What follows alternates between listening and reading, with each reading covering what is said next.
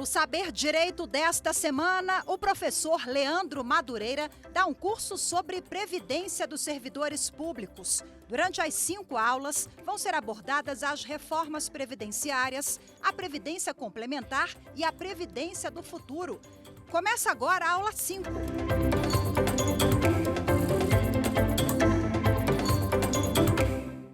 Olá, meu nome é Leandro Madureira e eu sou o seu advogado de Direito da Previdência dos Servidores Públicos. Na aula de hoje, nós vamos fazer uma abordagem um pouco diferente daquela que foi feita nas aulas anteriores, aqui no nosso programa Saber Direito da TV Justiça, porque eu vou tratar do que podemos esperar da Previdência do futuro, de que maneira você, servidor público, pode se preparar para o momento da aposentadoria. Você também já pensou sobre a sua morte? Você já pensou se você ficar incapaz? Então, todas essas questões eu vou tentar abordar na aula de hoje para que você consiga se planejar melhor para a sua aposentadoria e também consiga ter uma ideia daquilo que poderá vir no futuro quanto às regras previdenciárias.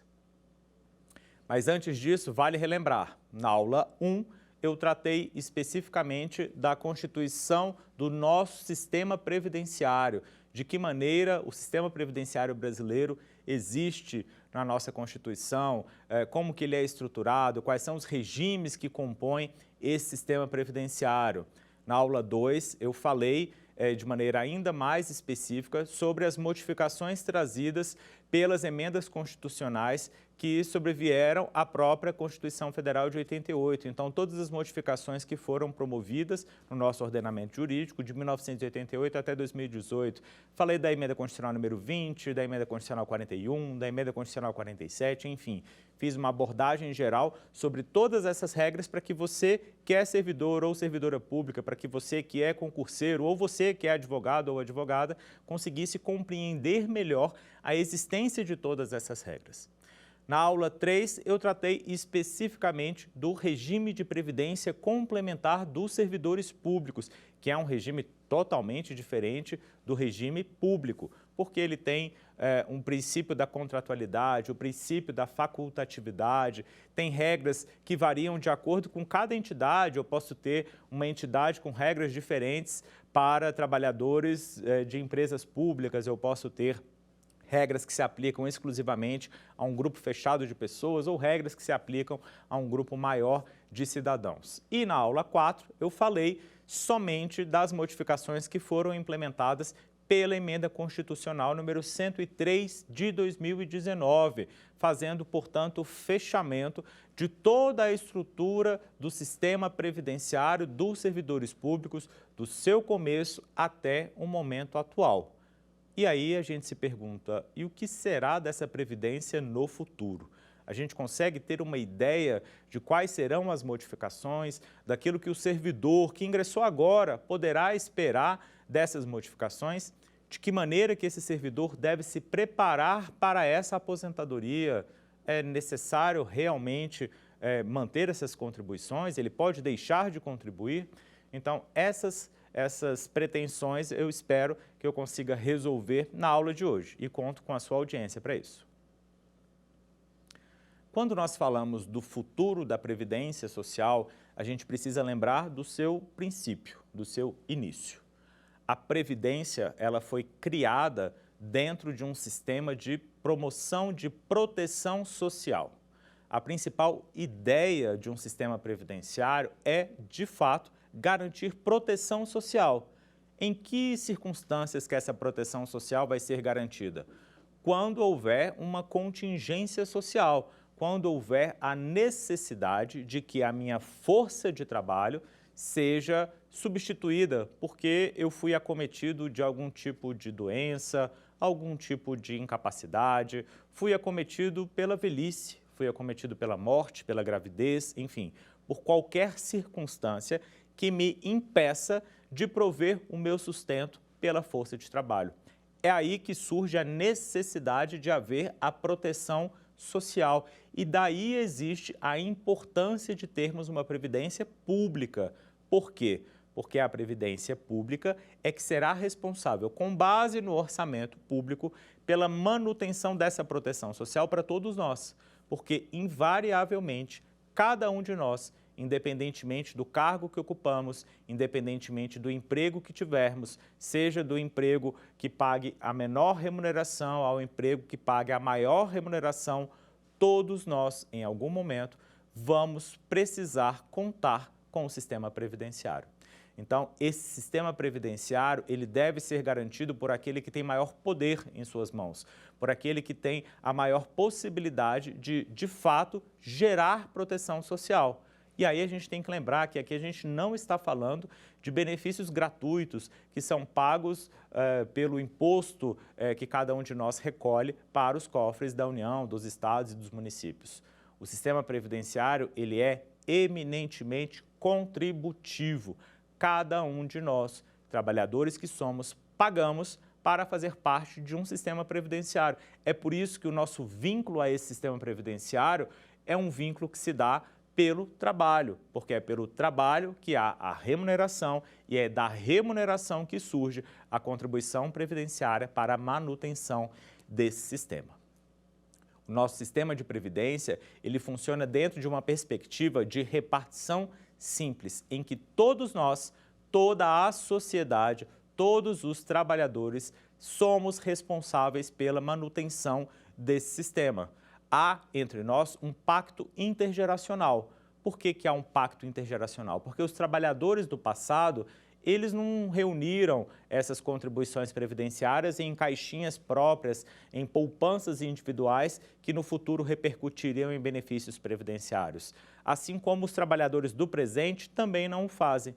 Todos nós, dentro desse pacto intergeracional, somos responsáveis, enquanto contribuintes, pela solidez do sistema previdenciário. Haja vista que as minhas contribuições, as suas contribuições, as contribuições de todos nós que estamos aqui, são o recurso de onde vai haver o pagamento dos benefícios previdenciários. Mas o que vai nos vincular a essa realização de contribuições previdenciárias é, de fato, o trabalho. Então, não é a aquisição de uma casa, não é o pagamento do IPVA pelo carro, enfim, não são os impostos convencionais que são responsáveis pela manutenção do sistema previdenciário, mas sim as contribuições previdenciárias e as demais fontes de custeio desse sistema previdenciário. Seja esse custeio relacionado, por exemplo, aos recursos que a Loteria Federal repercute. Quando nós fazemos o joguinho ali da Mega Sena da virada, todo mundo ansioso para ficar milionário, aquele valor que nós pagamos da loteria, uma parte dele é repercutido para o sistema de seguridade social, além de outras fontes de custeio que são originárias da legislação. As empresas, os empregadores também têm uma importante participação no custeio dessa previdência, haja vista que eles contribuem com base na sua folha de salários. Então, todos nós, sejamos nós os trabalhadores, os empregadores, sejamos nós os cidadãos que não exerçam uma atividade profissional, mas todos nós somos responsáveis pela manutenção desse sistema previdenciário dentro de um regime de repartição simples. Mas essa não é a única possibilidade de existência de um regime previdenciário. É possível que esse regime, ao invés de ser um regime de repartição simples, que ele seja um regime de capitalização. Quando a gente fala de regime de capitalização, a gente tem que lembrar que se trata de um regime de capitalização individual, em que cada um de nós seríamos responsáveis pelo pagamento de benefícios no futuro, quando nós precisarmos receber um benefício previdenciário. Então, cada um de nós é responsável por acumular os recursos em contas individuais para que no futuro façamos jus a um benefício previdenciário. Então, não há, de fato, um pacto intergeracional dentro de um sistema de capitalização, porque eu, Leandro, sou responsável, seria responsável, se essa fosse a hipótese no nosso país, por fazer a implementação de contribuições previdenciárias e é dessa caixinha que vai repercutir o meu benefício previdenciário. O sistema de capitalização individual, ele funciona de maneira bem diferente do sistema de repartição simples, porque a natureza do regime de capitalização individual não é uma natureza comutativa, em que todos nós, de braços dados, somos responsáveis pela manutenção do sistema previdenciário. No sistema de capitalização individual, essa responsabilidade é individual. Então, de acordo com aquele valor que você juntou ao longo da sua vida, você receberá um benefício. Se esse benefício, se esse valor se esvair, se você gastar todo esse dinheiro nas suas aposentadorias, significa que você não terá mais nenhum recurso para contar, seja do poder público, seja de uma entidade privada. Então, o sistema de capitalização individual, ele é muito mais inseguro dentro de uma perspectiva de proteção social do que seria um regime de repartição simples. E hoje, no nosso país, nós não temos um regime de capitalização individual, mas isso já foi tentado de ser implementado aqui no Brasil. À época da emenda constitucional número 103 de 2019, uma das ideias trazidas pelo governo federal era, de fato, de promover modificações no sistema previdenciário que levassem à criação de um regime de capitalização individual. Essas modificações, elas não foram aprovadas, então nós não temos nada no que se refere a um regime de capitalização individual no nosso país. Mas sempre que se discute previdência, essa ideia da capitalização individual aparece. Por quê? Porque há, de fato, uma dificuldade, ou pode haver, a depender de como a gestão do sistema previdenciário acontece, mas há uma dificuldade em gerir um sistema previdenciário que é responsável por pagamento de tantos benefícios como é o sistema previdenciário brasileiro. Então, dentro de uma perspectiva de gestão da Previdência Pública, a ideia do regime de capitalização, em contrapartida a um regime de repartição simples, ela é sempre aventada, sempre aparece independentemente de qual seja a discussão. Sobretudo para aquelas pessoas que são responsáveis por fazer a gestão, porque é muito mais fácil você gerir somente a arrecadação de recursos com o pagamento de benefício no futuro, tendo em vista que esse dinheiro vai estar lá guardadinho, sendo de fato investido, sendo de fato acumulado por cada um dos trabalhadores. Enquanto que dentro de um sistema de repartição simples, eu tenho contribuição e pagamento de benefício ao mesmo tempo e todos nós somos responsáveis pela manutenção desse sistema. Então, o regime de repartição simples, ele gera uma proteção social muito maior, sem sombra de dúvidas, porém, ele tem uma gestão muito mais complexa de ser realizada. Mas qualquer modificação que for implementada dentro do sistema previdenciário brasileiro que objetive, de fato, a modificação ou a criação de um regime de capitalização individual, precisa levar em consideração a realidade das pessoas que já fazem parte da Previdência Pública. Porque aí nós teremos uma existência de grupos muito diferentes no que se refere aos direitos previdenciários. Pessoas que têm direito à previdência pública, mas ainda não reuniram os requisitos para se aposentar, mas também não acumularam qualquer valor em uma reserva individual. E teremos pessoas que estão começando ali no mercado de trabalho naquele momento, que já começaram a contribuir para esse sistema de capitalização, mas que ainda estão muito distantes de uma aposentadoria futura. Então, qualquer tipo de modificação num sistema previdenciário do futuro que leve em consideração a implementação da capitalização individual, vai ter dificuldades, porque vai ser muito difícil gerir realidades que são tão diferentes. E aí a gente precisa se lembrar as experiências em um regime de capitalização individual que aconteceram em outros países. A gente teve essa experiência, por exemplo, no Chile. O Chile, à época do Pinochet, da ditadura do Pinochet, ele implementou, de fato, um regime de capitalização individual na Previdência chilena e foi alardeado como uma grande solução para o sistema previdenciário, sobretudo no que se refere à gestão desse sistema, porque ele é de uma gestão mais facilitada.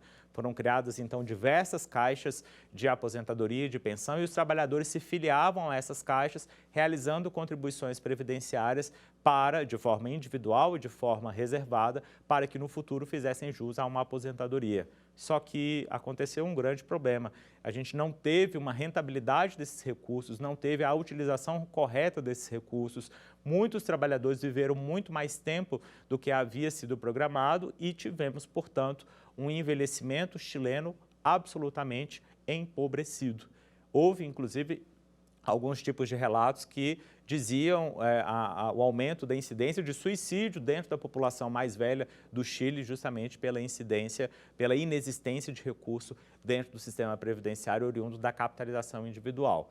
Isso significa que o sistema de capitalização individual ele é perverso em sua totalidade, ele não deve ser analisado nunca?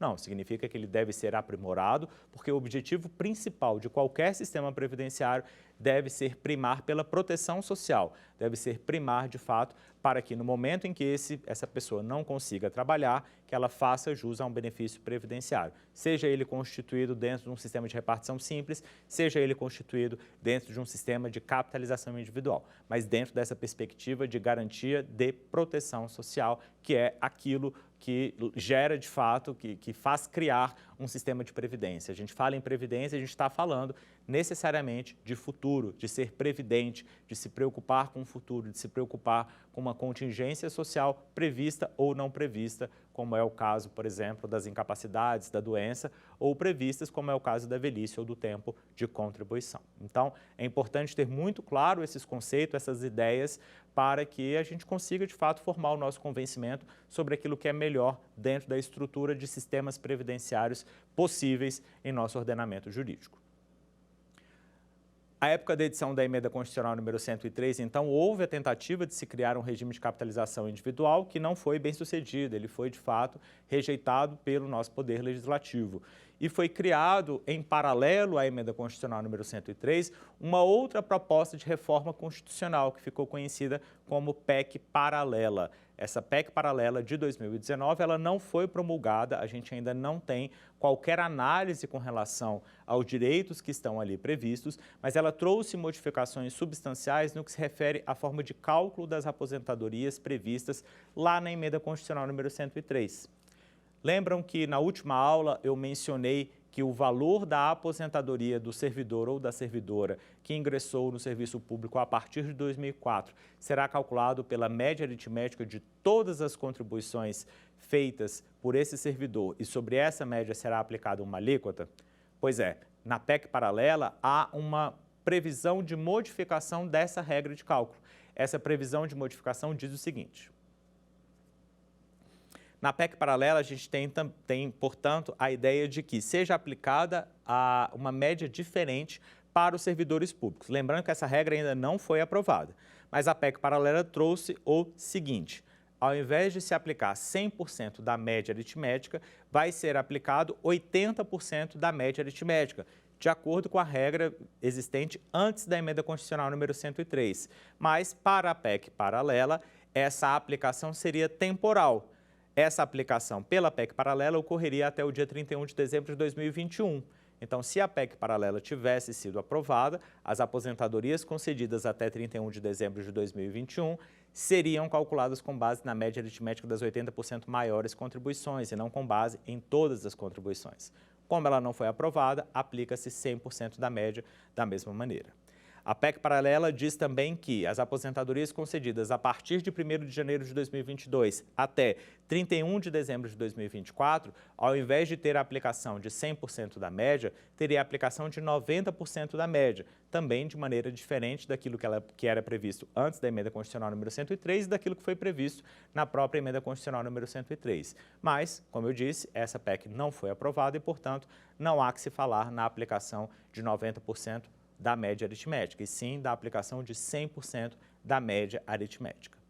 A PEC paralela também trouxe a previsão de que seria garantida a aplicação de 100% da média somente a partir do dia 1º de janeiro de 2025. Como ela não foi aprovada, aplica-se de forma absolutamente igual, 100% da média para todo mundo que se aposentou nesse interim ou até que seja aprovada a PEC paralela com algum tipo de modificação. A PEC paralela trouxe também a previsão de reabertura do prazo de migração ao FUNPRESP. E aqui é importante que você se atente a esses detalhes. A PEC paralela trouxe a possibilidade de que você que é servidor público, que fazia parte do serviço público antes da criação do regime de previdência complementar, se você quiser, você pode aderir a essa nova realidade da previdência complementar. Qual que é a vantagem de aderir a essa nova realidade da previdência complementar? É que a adesão ao regime de previdência complementar, a essa nova realidade, limita a sua aposentadoria ao teto do INSS. E aí você me pergunta, ué, Leandro, você não estava falando da vantagem? Se está limitando ao teto do INSS, é uma desvantagem. De fato, pode ser uma desvantagem, só que você precisa se lembrar que a limitação da aposentadoria ao teto do INSS implica também na limitação da sua contribuição ao teto do INSS. Então, se você é de uma carreira que tem uma remuneração de, sei lá, R$20 mil, a sua contribuição é bastante elevada, é de cerca de 16% sobre a totalidade da sua remuneração. É bastante dinheiro que mês a mês você contribui para o sistema previdenciário. Se você migra para a realidade da previdência complementar, você vai ter essa aposentadoria futura limitada ao teto do INSS, mas a sua contribuição atual também fica limitada a esse teto. Então, fica uma base de 11% sobre o teto, que é de R$ 7.067. Então, a possibilidade de migração para o FUNPRESP é uma possibilidade que adveio na PEC paralela, mas ela não foi aprovada. De fato, não foi aprovada. Porém, houve a tentativa, e de fato bem-sucedida tentativa, de extensão do prazo de migração para o FUNPRESP feita pelo governo federal. Foi editada a medida provisória 1119 de 2022, que estendeu até o final desse ano a possibilidade de que você, que é servidor ou que é servidora, se quiser, se assim desejar, possa migrar para o sistema de previdência complementar. Mas antes de fazer isso, antes de tomar qualquer decisão com relação à migração, você precisa entender como que isso funciona e, sobretudo, como que isso funcionará no futuro. Se você, servidor, opta pela migração ao FUNPRESP, e estamos com prazo em aberto para isso, para essa decisão, a minha recomendação enquanto professor é: conheça todas as regras, saiba as regras do jogo. O que é mais importante é que você entenda a estrutura desse sistema de previdência, entenda quais serão os direitos que você terá acesso e entenda quais serão os direitos que lhe serão tolhidos. Então, se é uma vantagem contribuir hoje com um menor valor para o sistema de previdência, essa vantagem muitas vezes ela é individual. Por quê? Porque se você é jovem, solteiro, não tem filhos, muitas vezes você não está tão preocupado assim com a sua aposentadoria no futuro. Você não sabe nem se você quer ser servidor público para o resto da vida. Então, para você é importante pesar bem se vale a pena ou não ter um custo muito alto de um regime de previdência que você não quer mais fazer parte, por exemplo, ou se para você valeria mais a pena ter uma limitação ao teto do INSS e poder ter uma mobilidade maior com relação aos recursos que você recebe hoje, porque você não está muito preocupado com o futuro.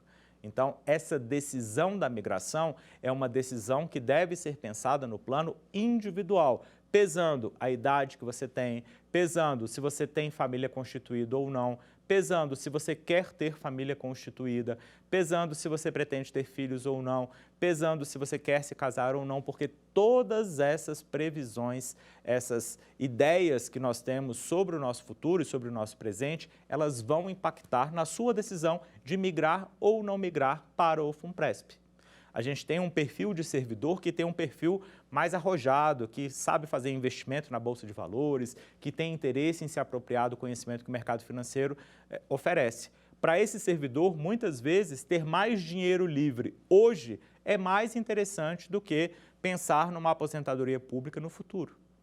Para esse servidor, talvez seja mais interessante ele ter recurso suficiente para fazer os seus próprios investimentos do que delegar esses investimentos para uma terceira pessoa, para uma entidade.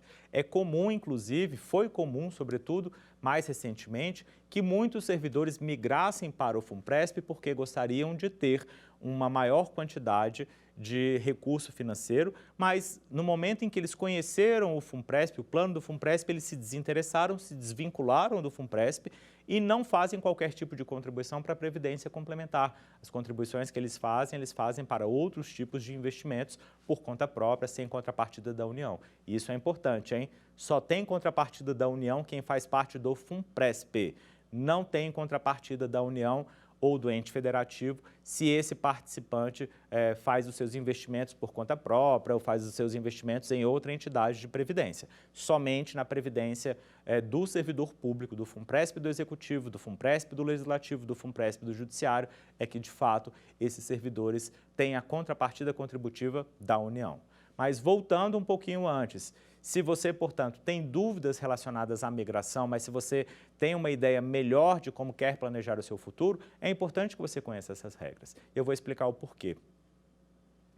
é que a decisão de migração para o regime de previdência complementar, sendo participante ou não do FUNPRESP, traz a seguinte implicação: você migra e tem a aplicação do teto do INSS sobre a Previdência Pública. Mas como um incentivo à migração, o governo prevê, a lei prevê a existência de um benefício especial. Eu mencionei isso em aulas passadas.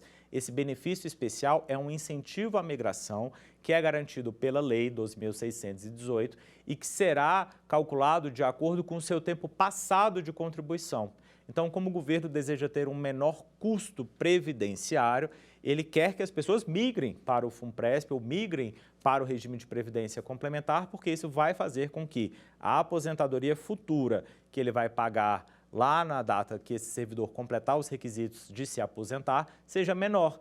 Então, ele vai ter também uma menor contribuição hoje, ele também vai precisar despender menos recursos para a manutenção do sistema previdenciário, pelo menos no que se refere à contribuição previdenciária. Então, a ideia de incentivar a migração ao regime de previdência complementar é, de fato, para cortar custos por parte da administração pública federal. E aí, você que é servidor, que está tentado, que está refletindo se vale a pena ou não migrar para o regime de previdência complementar, tem que lembrar que você pode ou não aderir ao FUNPRESP, adere se quiser. Se houver adesão, tem a contrapartida da União. As contribuições previdenciárias que você paga ao regime de previdência complementar podem ser utilizadas na sua declaração do imposto de renda, como são, por exemplo, as contribuições que você paga para sua empregada doméstica, como são os gastos que você tem com a educação dos seus filhos, com o sistema de saúde privado. Então, tudo isso é deduzível do seu imposto de renda, assim como são também as contribuições previdenciárias complementares. E há também uma maior quantidade de recursos que você consegue fazer investimentos no FUNPRESP ou em outros planos. Porém, você tem que lembrar o seguinte: se você faz parte do FUNPRESP, você está fazendo parte de um sistema que tem uma jurisprudência bastante restrita, uma jurisprudência que, de fato, é prejudicial ao trabalhador sob o ponto de vista de concessão de benefício, porque ela dificulta o acesso ao benefício e, mais do que isso, reconhece que o contrato previdenciário, por ser um contrato de longo prazo, pode ser alterável independentemente da sua vontade a qualquer momento, desde que você ainda não tenha completado os requisitos de aposentadoria. Então, esse detalhe também pode impactar na sua decisão de migrar ou não migrar para o FUNPRESP. E se você opta pela migração, você tem que lembrar que você fará parte de uma regra que é irretratável. Você não pode voltar atrás. Você não pode optar pela migração agora e depois falar, não, eu quero voltar para a regra anterior. Posso? Não pode. Então, esse detalhe que foi trazido desde a gênese do sistema de previdência complementar, ele é importantíssimo. Ele já estava previsto na Lei 12.618, continuou previsto na medida provisória desse ano. Então, de fato, essa opção de migração, ela é irretratável, ela é irrenunciável. Não consigo desfazer a decisão de imigração. Então, é importante que você conheça bem o funcionamento do sistema de previdência complementar para que essa decisão seja ancorada, de fato, na sua opção, na sua opinião, naquilo que você acredita que é melhor para você e para a sua família. E aí, quando eu falo de família, a gente tem que lembrar também que dentro desse sistema de previdência complementar, o valor do meu benefício futuro varia de acordo com o que eu acumulei na minha reserva. A previdência complementar, ela tem um quê de semelhança a esse regime de capitalização individual que eu mencionei. De fato, o meu recurso, sobretudo dentro de um plano de contribuição definida, somente será ele o responsável pelo pagamento de benefício previdenciário, de acordo com aquilo que eu acumulei ao longo da minha vida. Então, é importante que você saiba que quanto mais você contribuir para o sistema de previdência complementar, maior vai ser a possibilidade de que no futuro você tenha recursos em retorno. E essa contribuição com paridade da União, paridade contributiva da União, é que gerará essa poupança que será investida e que será, portanto, rentabilizada para que no futuro você consiga receber um valor de benefício maior. Mas aí a gente ainda está falando da PEC paralela, que não foi aprovada, né? Eu mencionei agora da possibilidade de migração ao sistema de previdência complementar, que foi prevista na PEC paralela, mas que não foi aprovada ainda. E aí mencionei que essa possibilidade, essa janela de migração foi aberta pela medida provisória 1119 de 2022. Mas a PEC paralela não é a única circunstância que deve, de fato, gerar algum tipo de preocupação para o servidor. Por quê? Porque nós temos outras possibilidades de alteração de regras que certamente impactarão em como esse servidor vai encarar a previdência do futuro. E aí a gente tem que voltar um passo atrás e relembrar o texto da Emenda Constitucional número 103 de 2019, que a gente trouxe de uma forma bem fluida, de uma forma bem didática na última aula. No finalzinho da última aula eu mencionei que a Emenda Constitucional número 103 trouxe a relativização da integralidade.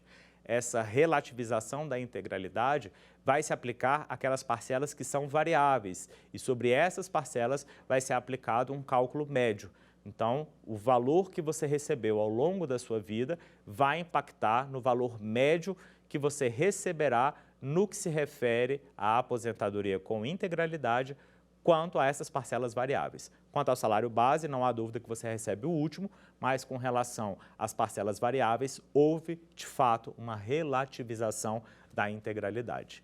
E esse ponto, ele é importante. Por quê? Porque você, que ingressou no serviço público antes de 2003, você tinha a expectativa de se aposentar com base na sua última remuneração. E você ainda não completou os requisitos para se aposentar. E aí a sua aposentadoria teve uma modificação bastante significativa quanto à forma de cálculo pela relativização da integralidade.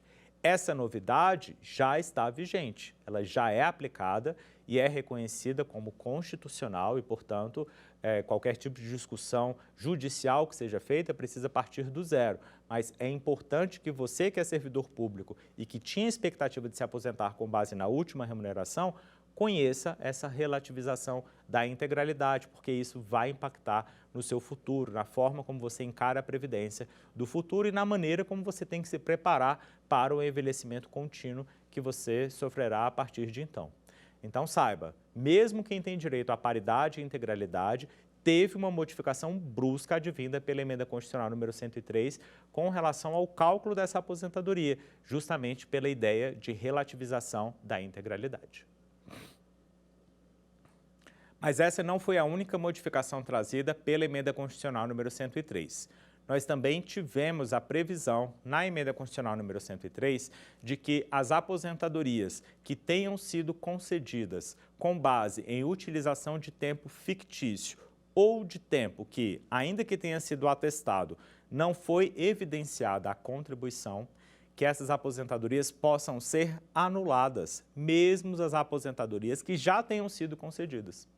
Então, pode acontecer de você que está aposentado, já está aposentado há bastante tempo, mas a sua aposentadoria ainda não foi registrada pelo Tribunal de Contas. O Tribunal de Contas ele deve fazer a avaliação de todas as aposentadorias concedidas para os servidores, seja da União, dos estados, do Distrito Federal ou dos municípios. Ele faz a validação, ele faz a análise da correção dessa aposentadoria de acordo com a legislação. Então, se o Tribunal de Contas ainda não registrou a sua aposentadoria, ela é passível de ser modificada a qualquer momento se ela não tiver cumprido as regras previstas na nossa legislação, no nosso ordenamento jurídico. E aí, se tiver na sua aposentadoria um tempo que não foi contribuído, um tempo fictício, a Emenda Constitucional número 103 prevê a possibilidade de que essa aposentadoria seja anulada. Então, você que já está aposentado, mas que ainda tem dúvidas se foi utilizado ou não algum tipo de tempo fictício na sua aposentadoria, é importante que você se atente, porque é possível que você consiga corrigir essas contribuições que não foram feitas, é possível que você consiga desaverbar certidões que tenham tempo fictício. Então, é importante que todos nós, sejamos ativos ou aposentados, trabalhadores em atividade ou trabalhadores aposentados, saibamos das modificações trazidas pela Emenda Constitucional número 103, porque ela impacta no dia a dia de todos nós. Então, é importante saber detalhadamente todas essas regras. E uma das outras regras trazidas pela Emenda Constitucional número 103 diz respeito à possibilidade de incidência de contribuição extraordinária. O que isso significa? A Emenda Constitucional número 103 trouxe um aumento da contribuição previdenciária para todo e qualquer trabalhador. Ela trouxe uma modificação que gerou um aumento percentual dessa contribuição, sobretudo para quem tem remunerações mais elevadas, mas também para quem tem remunerações menores. Então, todos nós passamos a contribuir com maior valor para o sistema previdenciário, principalmente quem é servidor público. Então, essa contribuição é a contribuição ordinária, a contribuição normal, que já foi implementada pela Emenda Constitucional número 103 e que está vigente. Além dessa implementação de uma maior contribuição previdenciária para o servidor público, foi prevista pela Emenda Constitucional número 103 a possibilidade de instituição de contribuições extraordinárias, que serão implementadas ou que poderão ser implementadas se houver déficit da previdência dos servidores públicos em âmbito de cada ente federativo. Se houver déficit da Previdência na União, se houver déficit da Previdência no Estado, no município ou no Distrito Federal, o servidor público em atividade ou aposentado pode ser chamado a contribuir a mais, de maneira extraordinária e por um período de até 20 anos, para solucionar esse déficit, para equacionar esse déficit. Então, essa previsão da contribuição extraordinária em caso de déficit é uma preocupação que deve se ter hoje para a previdência do futuro, porque você pode ter, de fato, um deságio maior do valor que você recebe na aposentadoria pela implementação de contribuição extraordinária. Lembrando que o servidor público aposentado, ele continua sendo contribuinte do sistema previdenciário, de maneira diferenciada sobre aquilo que ultrapassa o teto do INSS, mas ele contribui para o sistema previdenciário desde 2003, independentemente da data em que ele foi aposentado. Então, a possibilidade de instituição de contribuição extraordinária é uma contribuição além da contribuição ordinária e que, de fato, é uma preocupação, talvez uma das maiores preocupações trazidas pela Emenda Constitucional número 103, porque ela desresponsabiliza o ente federativo pela solução do déficit e responsabiliza o trabalhador ou servidor pela solução desse potencial déficit previdenciário, que nós não temos gestão e nem controle sobre a existência ou não existência dele. A gente tem também a possibilidade de que haja um processo de securitização dos planos de benefícios, né, na Previdência Pública relacionadas a benefícios que não sejam previstos. Então, os planos de benefícios de saúde, os planos de benefícios de aposentadoria por incapacidade podem ser geridos por entidades fechadas, por entidades privadas, na verdade, por entidades que fazem parte do mercado de securitização.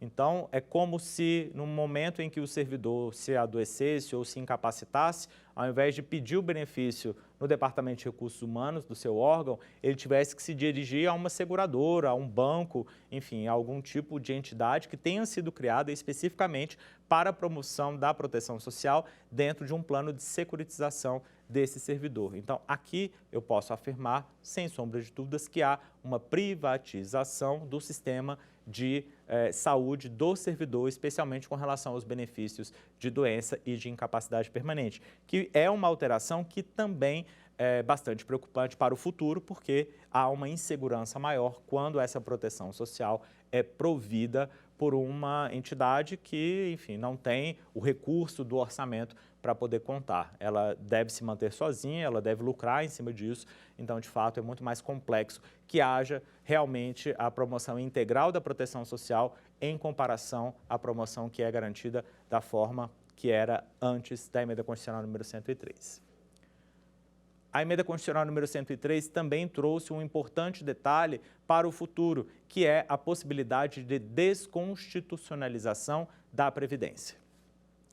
Toda e qualquer alteração constitucional ou toda e qualquer alteração previdenciária sempre ocorreu, até o presente momento, por alterações da Constituição.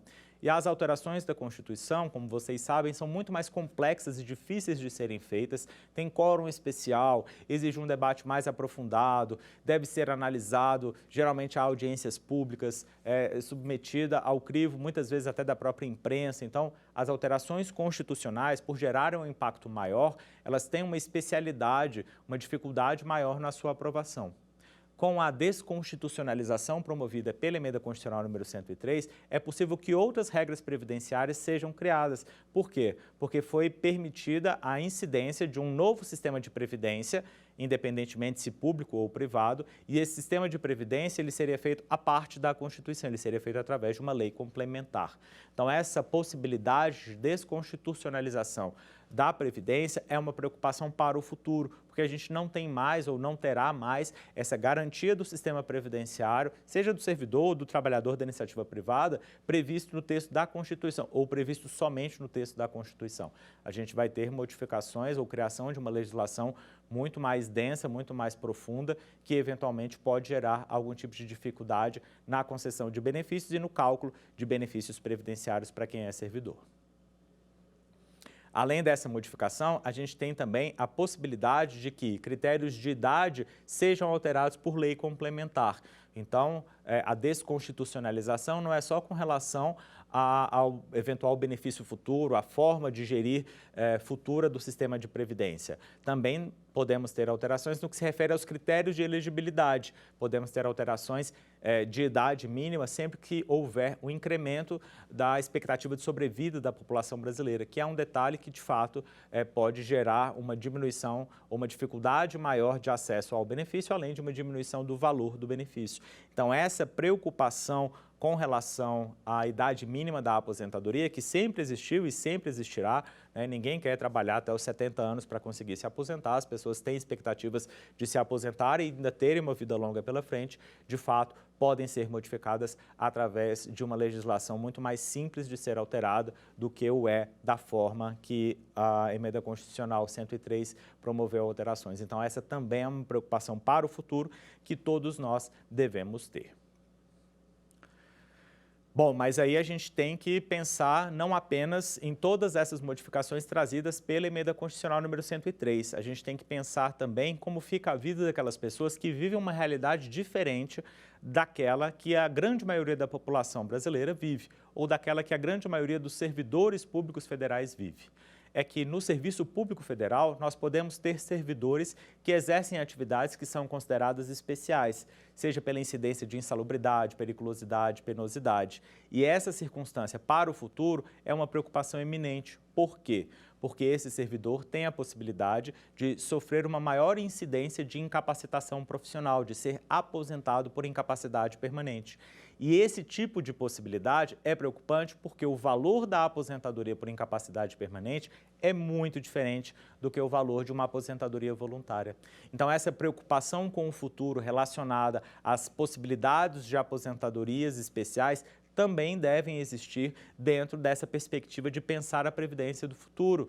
Por quê? Porque o tema da aposentadoria especial, ou o tema do tempo especial de serviço público, de quem exerce atividades especiais, de quem exerce uma atividade penosa, insalubre, perigosa, é um tempo que não tem uma pacificidade na jurisprudência.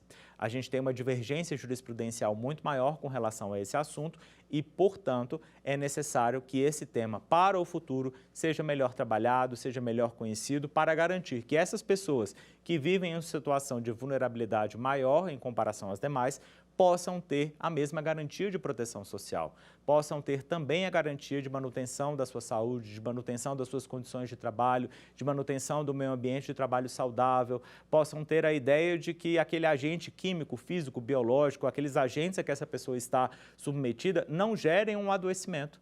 Que essas pessoas possam ser retiradas mais cedo do mercado de trabalho, porque trabalham, por exemplo, num laboratório de explosão, estão sob risco iminente de sofrerem um acidente, de sofrer a morte, enfim, qualquer circunstância que leve a um problema maior do que aquele que ordinariamente acontece na vida dos demais servidores. A gente tem que pensar também nas regras especiais aplicáveis aos servidores que vivem com algum tipo de deficiência ou de limitação. Essas pessoas têm uma dificuldade maior na manutenção da sua relação de trabalho no dia a dia. Às vezes a pessoa não tem um membro ou tem uma dificuldade de locomoção maior, tem algum tipo de processo do seu próprio corpo que é degenerativo e, portanto, essas pessoas precisam ser aposentadas com um tempo diferenciado para a garantia da proteção social. Essas regrinhas, elas foram previstas no texto da Emenda Constitucional número 103. Há, sim, a previsão de aposentadoria para o servidor que possui algum tipo de deficiência, garantindo-se as mesmas regras, com os mesmos critérios aplicáveis aos trabalhadores da iniciativa privada. A gente tem também a determinação de aplicação de regras de aposentadoria especial para quem está submetido a condições especiais de insalubridade, periculosidade, penosidade, mas todo esse conjunto de regras, ele está em formação desde 1988 e ele ainda não está sedimentado. A gente não tem, de fato, uma preocupação dentro do serviço público para a garantia da saúde e segurança do trabalhador servidor público, que é uma preocupação que para o futuro deve existir. O meio ambiente do trabalho ele é fundamental, inclusive no serviço público, para que haja, de fato, uma garantia da prestação mais adequada do serviço público. É necessário garantir qualidade de vida no trabalho, que para essas pessoas que estão submetidas a condições especiais, muitas vezes esse tema é deixado de lado. Então, a análise do meio ambiente saudável do trabalho, a análise de qualidade de vida do trabalhador precisa ser pautado como um ponto importante para o serviço público, sobretudo para quem exerce as suas atividades em condições especiais, em condições de insalubridade, em condições de periculosidade, penosidade ou qualquer tipo de condição especial.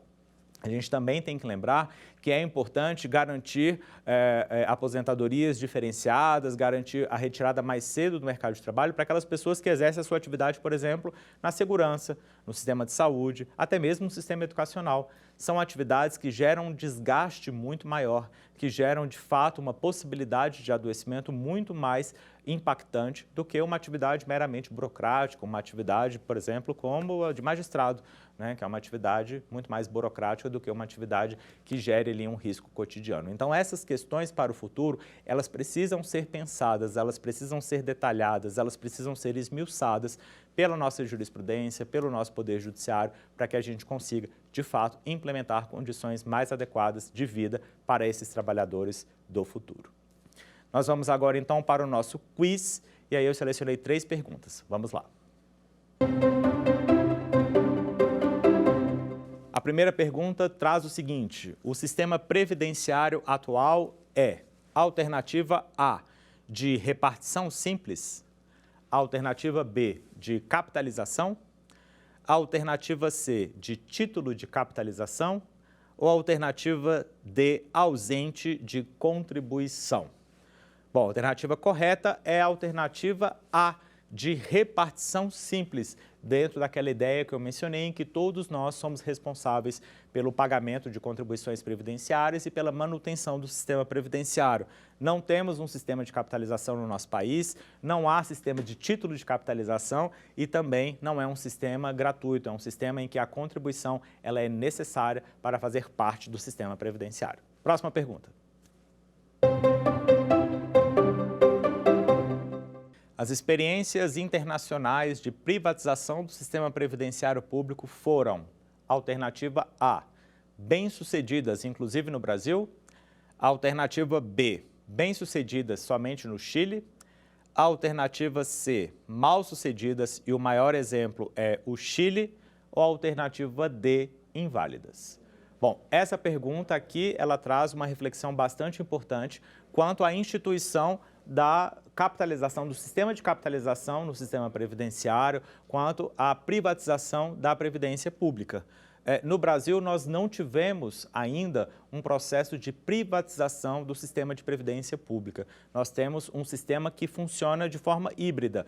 Temos uma parte eminentemente pública e temos uma parte privada dentro do sistema de previdência complementar, sobretudo. Previdência aberta, previdência fechada tem uma natureza muito mais de fazer parte do mercado, né, do sistema privado do que do sistema público. Mas nós não temos, de fato, um sistema público privatizado. Então, não tivemos a alternativa A como correta. A alternativa B diz bem-sucedida somente no Chile, que também não está correto. Por quê? Porque a experiência chilena foi uma experiência mal-sucedida que no futuro trouxe modificações bastante negativas para a população chilena. Então, a alternativa B não está correta. A alternativa correta é a alternativa C, em que essas experiências de privatização foram mal-sucedidas e o maior exemplo desse insucesso é o Chile, justamente por todos os problemas que eles têm enfrentado nos últimos anos. A alternativa D, inválidas, também não se aplica a essa questão. Próxima pergunta. A Emenda Constitucional 103 de 2019 previu alternativa A, a possibilidade de contribuições extraordinárias para os servidores públicos, o que causa maior oneração. Alternativa B, a possibilidade de contribuições destinadas ao custeio de novas cidades. Alternativa C, a desoneração dos servidores públicos. Ou alternativa D, a desaposentação. Bom, essa resposta também não é uma resposta difícil. A gente viu aqui na nossa última aula, em que falamos do futuro da Previdência, que a emenda constitucional número 103 trouxe uma maior oneração para o servidor público. Então, a alternativa correta é a alternativa de letra A, que diz especificamente a possibilidade de contribuições extraordinárias para os servidores públicos, o que causa maior oneração. Então, a emenda constitucional número 103 previu que poderá ser criada contribuições extraordinárias para os servidores públicos e essas contribuições extraordinárias servirão para custear eventual existência de um déficit previdenciário. Então, todos os servidores poderão ser chamados para custear eventual déficit previdenciário, o que causa necessariamente maior oneração para os servidores públicos. Então, a alternativa correta é a alternativa de letra A. A alternativa B está incorreta, porque não há que se falar em custeio de novas cidades pela contribuição previdenciária. Isso foi uma ideia criada ainda na época da construção de Brasília, em que a Previdência Pública muitas vezes foi chamada, o orçamento da Previdência foi chamado a contribuir para o custeio da existência de Brasília, mas isso não se aplica mais, não há mais essa possibilidade. A alternativa letra C fala da desoneração dos servidores públicos, que não é uma realidade, e a alternativa D fala desaposentação, que é um tema aplicado aos trabalhadores da iniciativa privada, que já foi julgado pelo Supremo Tribunal Federal e que não tem nenhuma relação com o servidor público. O servidor público não tem direito à desaposentação, o trabalhador da iniciativa privada também não tem esse direito. Bom, chegamos então ao final da nossa aula 5 e também ao final do nosso curso sobre Previdência dos Servidores Públicos. Nós vimos ao longo de toda essa semana os direitos do servidor público no que se refere à questão previdenciária, as questões relacionadas à aposentadoria, as questões relacionadas à pensão, as principais modificações que foram implementadas ao longo do tempo na nossa Constituição Federal, como funciona o sistema de previdência complementar, quais foram as modificações trazidas pela última reforma da Previdência e o que a gente pode pensar da Previdência do futuro. Então, espero que com todo esse complexo conteúdo, vocês consigam ter uma ideia melhor do funcionamento do sistema de previdência do servidor público e possam, de fato, garantir um estudo mais adequado sobre esse tema. Eu agradeço a sua presença e me despeço por aqui. Até logo. Quer dar alguma sugestão de tema para os cursos do Saber Direito? Mande um e-mail para a gente, saberdireito@stf.jus.br, ou entre em contato pelo WhatsApp. O número é esse que aparece na sua tela. Você também pode estudar pela internet. Acesse o nosso site tvjustiça.jus.br ou pode rever as aulas no canal do YouTube TV Justiça Oficial.